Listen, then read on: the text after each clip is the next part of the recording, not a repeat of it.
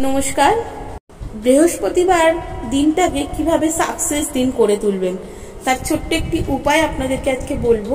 সেটি হচ্ছে বৃহস্পতিবারে বিষ্ণুর বিশেষ আরাধনা করতে, অর্থাৎ শ্রীনারায়ণের বিশেষভাবে যদি আরাধনা করতে পারেন, তার নামের যদি ধ্যান করতে পারেন, তার যদি সহস্র নাম পাঠ করতে পারেন, তাহলে কিন্তু আপনারা বৃহস্পতিবার দিনটাকে একটা সাকসেস দিনে পরিণত করতে পারবেন। হলুদ ফুল দিয়ে নারায়ণের পুজো করুন। বৃহস্পতিবারে হলুদ রঙের পোশাক পরিধান করুন। এর ফলে আপনি সুখ, সাফল্য, সম্পদ লাভ করতে পারবেন এবং এই দিনটাকে বিশেষ দিন করে তুলতে পারবেন।